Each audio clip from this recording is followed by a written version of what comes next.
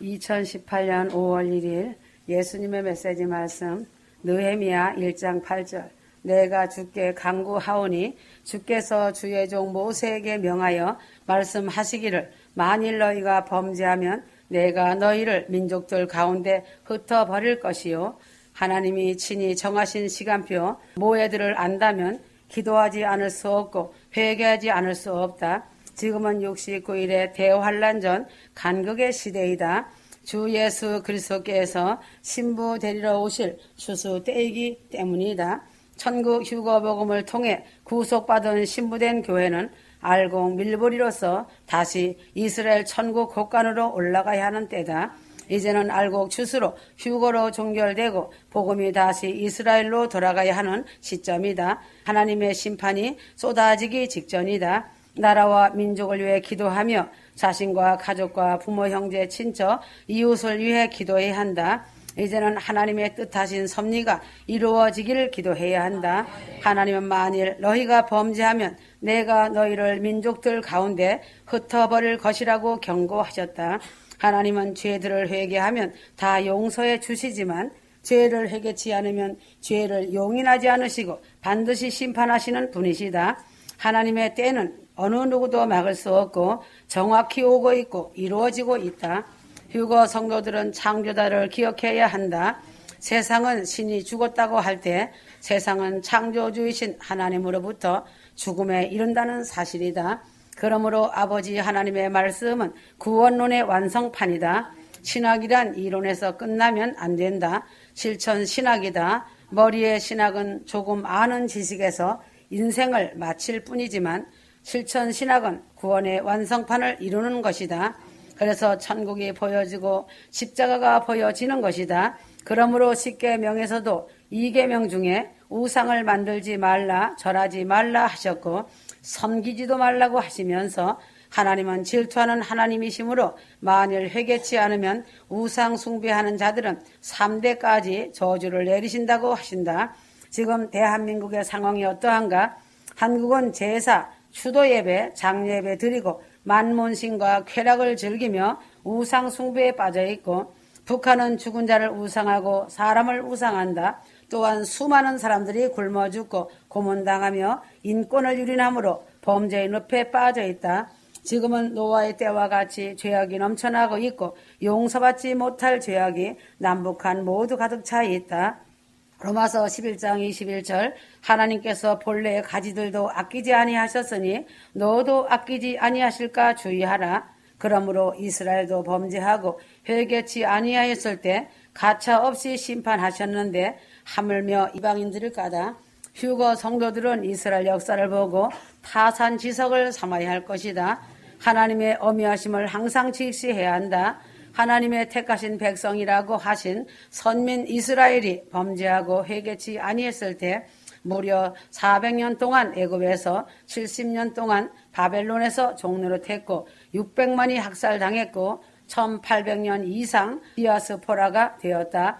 대한민국도 예외가 아니다. 일본에 의해 36년간 일제 치하에서 말로 표현할 수 없는 고통을 당했다. 그때 한민족은 먹을 것이 없어 풀뿌리를 캐어 먹고 나무 줄기를 벗겨 먹으며 고통 속에 한맺히게 눈물의 세월을 보냈다.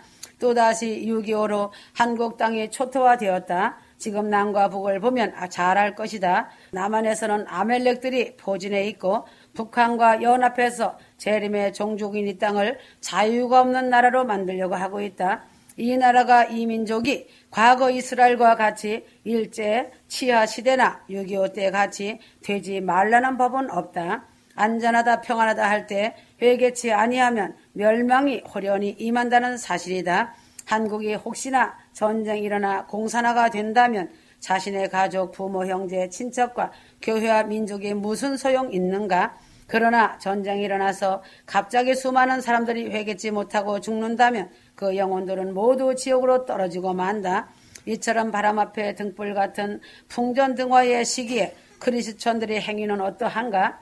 주님이 오늘이라도 오셔서 데려가실 때인데 그리스천들의 행위가 어떠한가? 지금 한국 교회들을 바라본다면 해답이 없고 그저 막연하다는 말과 다 잠자고 있으니 캄캄하다는 말밖에는 무슨 말을 할 수 있는가다. 평안하다, 안전하다, 먹고 마시고 마음껏 놀자이다. 교회 건축하고 통일되어 부흥을 위해 기도하며 부푼 꿈에 기도하고 뛰어다니는 모습은 한국 속담으로 말한다면 남의 다리 긁어주는 것과 같다. 남이 장에 가니 나도 시래기가 뛰어가지고 장에 가는 것과 같은 것이다. 지금과 같이 위급한 때에는 다시 한번 모세와 같이 느헤미야와 같이 이사야 같이 나라와 민족을 위해 회개하며 눈물로 부르짖고 애통하며 기도할 때이다. 범죄하는 백성과 회개 찾는 교회들과 목회자 크리스천들은 부메랑이 되어 자신들이 머리로 돌아온다는 것을 잊어서는 안 된다. 멸망이라는 이 말을 신비에 새겨야 할 것이다. 왜인가? 성경의 역사가 증명하고 증언하고 세상의 역사도 증언하고 있다. 이 말씀은 살아계신 하나님의 말씀이고 어명이시다. 회개, 기도, 예수, 천국, 지옥 더 이상 무엇에 초점을 맞추는가다. 오직 주 예수 그리스도이신 말씀 붙잡고 좁고 협착한 길을 말없이 걷는 것이다. 크리스천들에게 국격은 없어도 국가는 존재한다. 그러나 참되고 진실한 크리스천들은 애국자가 될 수밖에 없다. 그리고 나라와 민족과 북한에서 탈북해오는 자들을 위해 기도할 수밖에 없다.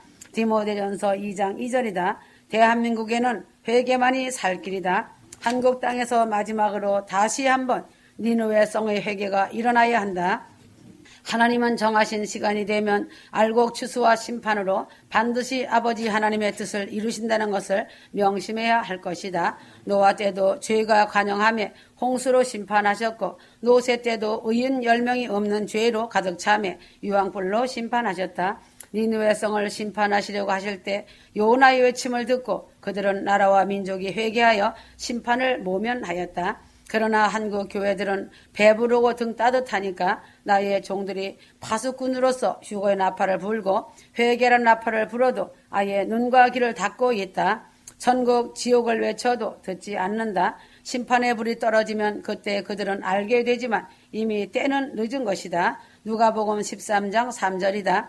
내가 너에게 말하노니 아니라 너희도 회개하지 않으면 모두 이와 같이 멸망하리라고 하였다. 소돔과 고모라처럼 음란과 우상과 즐기며 살다가 망했고 에루살렘은 공의를 구하며 진리를 행하는 사람 한 사람이 없어 망했다. 그러므로 휴거 성도들은 기도의 파수꾼으로 세웠으니 모세와 같이 안나와 같이 진정으로 주님 앞에 나라와 민족과 북한에 고통받는 자들과 부모와 가족과 형제들과 친척 이웃을 위해 그들의 죄들을 회개한다면 하나님께서 뜻을 이루시기 위해 모든 일을 아름답게 행하실 것이다. 출애굽기 32장 32절, 에레미야 애가 2장 19절, 휴거 성도들아 자신을 너무 믿지 말고 신뢰하지 마라. 자신을 너무 믿고 신뢰하는 데서 많이 믿음의 성장을 이루지 못하고 자신들이 사람한테 받은 직분 때문에 가르치고 전하려고 하며 자신의 예배당인 그 장소를 지켜야 한다는 엄한 교리 우상에 빠져있기 때문에 영적 성장이 둔화되어 있다. 그래서 사도 바울은 자기 자신에 대한 신뢰를 모두 잃어버리기 전까지는 믿음이 있노라고 말하지 않았다. 사도 바울이라는 직분이 주께로 주셨지만 그 직분에 연연하지 않았다. 자신이 받은 교육과 자신감과 능력과 완벽한 교리 및 열정 따위들을 배설물같이 다 내다 버렸다는 것이다.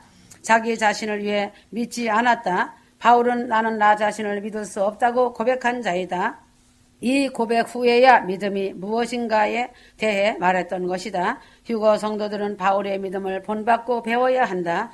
순수한 의미에서 믿음이 확고하게 한 사람의 어휘에서 나오기 위해서는 먼저 그 사람 스스로 자신이 얼마나 비참하고 절망적인 죄 가운데서 그 자신의 삶이 아주 비참하고 곤고하였는가에 대한 인식이 선행되어야 한다.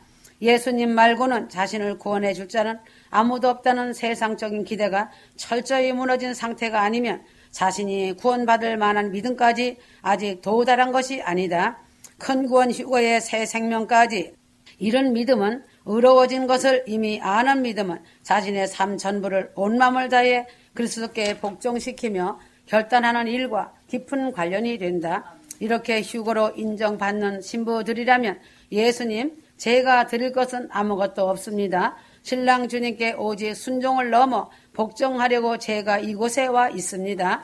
죽어도 주님 안에서 살아도 주님 안에서 나의 생명 다해 주님 만나 배울 때까지 회개하며 살겠습니다.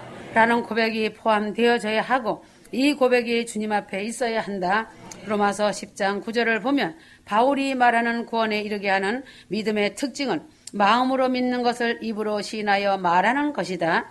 바울의 말뜻을 머리로 이해가 되어 동의한 것 그 이상의 가슴에 뜨거운 불타오르는 믿음이다. 오히려 자신의 온 마음과 삶을 바쳐 전체로 주님께 드려지는 복종의 믿음이라고 보면 된다. 이것이 휴거 성도의 믿음이며 예루살렘성 휴거 신부들의 믿음이다. 사도행전 8장 37절에 보면 빌립이 내시였던 어느 애국 관리에게 당신이 온 마음으로 믿는다면이라고 말했고 그 관리는 내가 믿습니다라고 대답한 것이다. 그는 온 마음 다 바쳐 믿고 구원을 받았다. 이와는 대조적으로 마술사 시몬의 경우를 보면 그도 베드로의 설교를 듣고 믿었지만 일시적인 믿음에 불과했음이 곧 드러났고 그의 믿음에는 그 본심이 실려있지 않았다. 예수님 시대에도 수많은 사람들이 이처럼 잠시만 그리스도의 이름을 의지하여 믿었다. 그러나 예수님은 사람들이 말하지 않아도 그 사람들의 마음속에 들은 것을 이미 아셨기에 그런 사람들에게 신뢰를 주지 않으시고 인정하지 않았다고 성경에 기록되어 있다. 요한복음 2장 23절에서 24절이다. 6월절 명절날에 주께서 예루살렘에 계실 때 많은 사람들이 그가 행하신 기적들을 보고 그의 이름을 믿더라. 그러나 예수께서는 그들에게 자신을 맡기지 아니하시니 이는 주께서 모든 사람을 아시기 때문이더라. 또 사람 속에 무엇이 들어있는지를 아심으로 누가 사람에 관하여 증가하는 것도 필요로 하지 아니하시더라 하였다. 휴거 성도들은 자신이 잃어버린 자라는 사실을 잘 알고 있어야 하고 자신 자력으로 구원을 이루어 보려고 해보았던 모든 것들이 아무 소용없다는 것을 깨닫고 자신이 절망에 빠진 사람이 바로 나 자신이란 것을 알아야 한다. 주님께 이렇게 기도하여라. 이제 이 죄인은 나 자신의 삶 전체를 그리스도의 양손에 올려드립니다. 온 마음 다해 영과 혼과 육을 다 전체로 드립니다. 이제는 회개하며 부르짖고 영혼들을 위해 부르짖습니다. 주님, 나는 주님의 것입니다. 주님만이 나의 생명이시고 유일한 소망입니다. 저는 주님의 신부로서 예루살렘성에 들어가는 휴거의 영광을 받은 예수님의 신부입니다. 큰 구원 휴거로 나의 가족과 부모와 형제와 친척 이웃들까지 큰 구원을 받았습니다. 죽도록 주님 사랑하겠습니다. 이웃을 내 몸처럼 사랑하겠습니다. 라고 기도하여라. 입으로 고백해야 한다. 휴거 성도는 이제 떠날 기약이 이르렀다는 것을 실감할 것이다. 크리스천에게는 고난이라고 하는 사랑의 비밀이 있다. 그러므로 축복을 하나님이 쓰시고 사용하시는 고난이라고 하는 비밀한 방법 중에 아주 귀한 보석이다. 영적으로 볼 때는 이 세상에서 가장 불쌍한 사람은 세상이 부러워하는 것들을 소유한 사람들이다. 그러므로 아무 걱정 없는 편안한 사람들이다. 그래서 예수님을 찾을 이유가 없는 사람들이다. 오히려 예배당에 가는 자들을 비웃으며 불쌍하다고 한다. 이런 자들은 예수를 믿어도 자신의 감정을 따라 쉽고 편안하게 믿는다. 도리어 부르짖고 기도를 하면 광적으로 여기고 간절한 예배를 무식하고 유치하다고 취급한다. 그러므로 아담의 죄의 본성을 유전받은 타락한 사람의 육성은 세상 것에 잘 길들어져 있다. 경건한 즐거움보다 불경건한 즐거움을 더 좋아하고 부를 위해서라면 불법도 합법으로 인정하고 고생 없는 편안을 위해서라면 거짓 정도는 당연한 사회적 통상으로 여기며 종교를 마음의 위안물이나 사업적, 정치적 목적물로 여긴다. 하나님께서 출애굽한 이스라엘 백성들을 고난의 광야로 이끌고 가신 이유를 이스라엘은 깨닫지 못했다. 깨닫지 못했기 때문에 원망과 불평과 불신앙을 드러내며 판단하였다. 하나님은 이스라엘을 젖과 꿀이 흐르는 가나안 땅에 주인 되는 교육을 시키려고 이끌어내신 것이다. 그러나 이스라엘은 고생만 생각했지 고난의 의미와 그 깊은 가치를 생각하지 못했기 때문에 원망, 불평만 했던 것이다. 이것은 회개치 않은 육적인 자들의 모습이기도 하다. 겉만 그리스도인이지 속은 세상 사람인 것이다. 영적인 신령한 것에는 관심이 없고 물질적인 복에만 관심 있는 것이다. 지금 한국 교회들이 가르치는 자나 교인이나 신앙의 성숙을 포근한 침대나 편안한 소파에서 영상을 통해 얻으려고 한다. 영적인 믿음을 이단시하며 화려한 문화적, 감성적인 종교적 코드와 명성과 철학적 지식과 학문적인 종교적 코드를 원한다. 이들은 영적으로 깨어있는 믿음의 사람들을 철저히 분해하는 비판을 가하면서도 정작 자신들의 실체는 전혀 깨닫지 못하는 영적 소경들이다. 계시록 3장 17절 네가 말하기를 나는 부자며 부유하고 아무것도 부족한 것이 없다고 하지만 너는 비참하고 가련하며 가난하고 눈멀고 헐벗은 것을 알지 못하노라 하였다. 그러므로 하나님은 휴거 성도들에게 고난을 통해서 세상 때를 벗겨내고 세상 줄을 끊고 심령을 깨끗게 하시는 것이다. 그래서 고난을 통해 신앙의 거품을 빼내는 것이다. 왜인가? 자신들이 잘 믿는 듯 하지만 또한 영적인 듯 하고 거룩한 척 하지만 아니다. 충성된 듯 하고 신령한 듯 하지만 그러나 불같은 고난 앞에 서면 이러한 종교신앙의 거품들의 실체가 적나라하게 드러난다. 위선과 위장과 가장과 외식과 교만과 거만과 탐욕과 불신앙의 허물들을 고난이라는 잣대를 들여대면 그 실체의 가면들이 벗겨질 때 자신이 얼마나 죄인인지 자신 실체를 보게 된다. 그러므로 고난과 연단은 사랑의 표현이다. 양파 껍질을 벗기면 계속 그 속에 실체가 드러나듯이 계란 껍질을 깨뜨리고 그것을 벗겨내고 계란을 먹듯이 육의 껍질을 깨뜨리지 않으면 숨어있는 허물들을 드러내지 않고서는 거룩한 영의 세계로 진입이 불가능하다. 하나님은 휴거 성도들을 전국 예루살렘성으로 입성하시기 전에 또한 신비한 초자연적인 세계로 인도하시기 전에 먼저 자신의 육성인 죄성과 악성과 독성을 깨트버리시는 것이다. 하나님은 이것을 발가벗기시고 새로운 옷을 입혀주시려고 하는데 마귀적 육성은 이것을 거부하고 반항하고 대적하여 등을 돌리고 딴 길로 가는 것이다. 십자가의 신앙생활은 자신 생각이 아니며 자신 자존심도 아니다. 돈과 힘도 신념도 아니다. 신앙은 하나님 관계이며 성령의 능력이며 십자가 안의 생명이다. 십자가 생명의 세계로 들어가는 문은 은혜로 열리지만 십자가 그 길은 그냥 얻어지고 거저되는 길이 아니다. 아기가 그냥 산모에게서 나오는 것이 아니다. 10개월간 산모의 고통이 있어야 출생하듯이 신앙도 고난과 함께 성숙과 은혜와 신령과 생명 속에 있게 되는 것이다. 그 고난이 자신의 환경과 삶 속에서 그 고난의 터널을 지나면서 고난이 새로운 소망을 얻게 되는 것이다. 히브리서 12장 11절 인생은 고집이 자신을 망하게 하는 것이다. 고집 부리고 자신은 잘났다고 하는 자는 고난의 바람에 의해 날아가고 만다.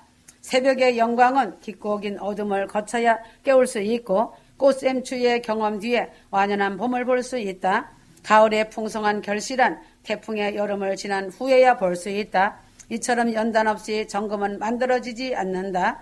휴거 성도들의 삶에 있어서도 마찬가지이다. 꽃샘추위와 태풍과 같은 고난 없이는 삶 가운데서 하나님의 기적을 맛보지 못하는 것이다. 세상은 물질의 눈으로 고난을 불행이라고 말하지만 성경은 고난을 유익이라고 말한다. 하나님은 충만한 믿음을 달라고 기도하면 왜 고난을 주시는가? 축복을 달라 하면 깊은 웅덩이를 주시는가? 성숙된 믿음의 사람이 되길 구하는데 왜 깊은 골짜기로 인도하시는가? 하나님께서 사랑하는 성도들을 불 속에도 던지고 물 속에도 던지는 이유는 무엇인가? 그 이유는 하나님을 온전히 알게 합니다. 오직 하나님만을 바라고 의지하라는 것이다. 숨어있는 죄와 허물들을 드러내시며 연약한 자신을 깨닫고 인생이 무엇인지를 깨닫고 하나님 앞에 겸손하며 하나님만 의뢰하게 한다. 지독한 고난은 깊은 은혜를 경험하게 하고 영적 성장을 이루어가는 것이다. 고린도 후서 1장 8절에서 10절 지독한 고난은 깊은 은혜를 경험하게 만든다. 야곱과 에서가 그 지독한 갈등이 없었다면 어찌 약복강가에서 하나님과 깊은 교제를 나눌 수 있었겠는가? 야곱의 육성이 완전히 깨어질 수 있었으며 분이엘의 아침에 영광을 맛볼 수 있었을까다. 베드로가 밤새 한 마리의 고기도 못 잡는데 실패가 없었다면 어찌 만선의 축복자가 되고 사도 제자가 되었을까? 바울이 나는 날마다 죽노라는 체험적 삶이 없었다면 어찌 삼층천의 비밀을 경험하는 놀라운 은혜의 자리에 머물 수 있었겠는가? 사도 요한에게 반모섭의 고난이 없었다면 어찌 하늘문이 열리고 그 기이한 것들을 경험할 수 있었겠는가? 시편 119편 71절 내가 고난을 당한 것이 내게 좋사오니 이는 내가 주의 규례들을 배우게 되기 때문이다 하였다. 생명의 은혜는 십자가 고난의 통로를 통해서 흘러 들어왔다. 요셉의 은혜는 배신과 갇힘과 모함과 외면당함의 고난을 통해서 이스라엘 백성들의 생명이 되었다. 그 고난을 통해서 나중 말로 다할 수 없는 유익들을 누리며 더 큰 축복들을 보너스로 얻게 된다. 창세기 50장 20절 무엇보다 고난의 가장 크고 값진 축복은 하나님을 닮는 사람으로 회복되고 성화되는 것이다. 그러나 하나님을 믿는다고 하는 사람은 많으나 하나님을 위해 산다는 사람들도 역시 많다. 그렇지만 실제는 하나님을 닮은 사람들을 만나는 것은 매우 어렵다. 이것은 금을 닮았다고 순금이 아니며 도금인 것이다. 양과 비슷하다고 해서 염소가 양이 되는 것은 절대 아니다. 교회를 오래 다니고 장로가 되고 목사가 되었다고 해서 하나님을 닮았는가? 아니다. 성경적인 지식이 풍부하고 교회 일을 열심히 많이 한다고 해서 거듭난 사람이 아니고 영적인 용어들을 능숙하게 사용한다고 해서 영적인 사람이 전혀 아니라는 것을 알아야 한다. 영의 사람은 하나님을 닮는 사람이다. 조와 꽃은 향기가 없어도 생화에는 향기가 있다. 하나님을 닮은 사람에게서는 그리스도의 향기와 냄새가 풍긴다. 진짜 예수쟁이는 그리스도의 냄새가 항상 나지만 가짜는 세상 냄새가 나는 것이다. 고린도후서 2장 14절에서 15절 고난은 비밀한 하나님의 크고 놀라우신 계획이며 특별한 축복이며 휴거 성도들에게는 특권을 얻는 증거이다. 그러므로 아담의 죄성을 물려받은 인간은 고난을 통해서만 육성을 넘어 하나님의 본질 속으로 들어가 영성의 사람이 되기 때문이다. 인간은 양심이라는 것이 누구든지 다 있다. 그러나 양심이 말하는 대로 따라가며 살지 못하는 것이 인간의 민낯이다. 그러므로 예수 그리스도 안에서 성령으로 거듭난 양심이다. 이런 사람은 누구의 말도 듣지 않는다. 오직 생명이시고 주인 되신 그리스도만 따라가는 마음이다. 아름다운 양심이 믿음이다. 고난과 저주가 하나님을 닮은 하나님만을 따르는 양심의 사람이 되게 한다. 고난과 핍박을 피하려 하지 말아야 한다. 하나님의 비밀한 크신 은혜였던 것이다. 휴거 성도들은 자신의 최고의 비극이 무엇인지 알아야 자신점검이 되어 고칠 수 있다. 자신을 너무 믿는 것이 죄다. 세상 언론에 귀 열지 마라. 하나님의 시간은 이루어진다. 아멘.